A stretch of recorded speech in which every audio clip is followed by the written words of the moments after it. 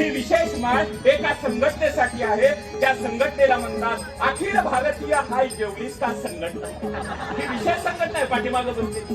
आता या पिढीचे नवीन नखरे असते. तुम्ही आता वयाने जास्त झालात म्हणून तुम्हाला जरा समजावून सांगतो. हे येतात आमच्याकडे आणि म्हणतात नावडेज लमान दादा long distance relationship can't work. Long distance म्हणजे काय असतं? हे येडे तिच्यापासून 500 किलोमीटर दूर आणि ती येडे ह्याच्यापासून 750 किलोमीटर दूर.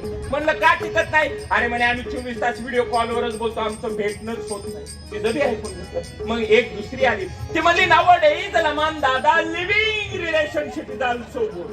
लिव्हिंग काय असतं? लग्नाच्या आधी प्रेम एवढं वर जातं की दोघे एकत्र राहतात. म्हणलं अरे तुम्ही तर 24 तास सोबत आहे, तुमचं का तुटायला झालं? आणि ते म्हणे तेच आहे ना, 24 तास आम्ही दोघंच आहे, दोघांमध्ये तिसरा नाही.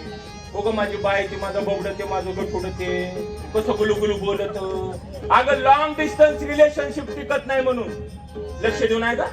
लॉंग डिस्टन्स रिलेशनशिप टिकत नाही म्हणून मी म्हणतो पुराणातले उदाहरण जाऊ द्या. राम सीता लक्ष्मण उर्मिला. पण आर्मीचा जवान वर्षभर सीमेवर आहे तरी बायको सोबत एकनिष्ठ तिथे येत नाही लॉंग डिस्टन्स रिलेशनशिप. आणि लिव्हिंग रिलेशनशिप बोर होतं म्हणून कृष्ण राधेला आणि राधा कृष्णाला सोडून गेली नाही. कृष्णाची बासरी वाजली का राधा त्याला भेटायला पळत यायची. कशी रे कुंदन?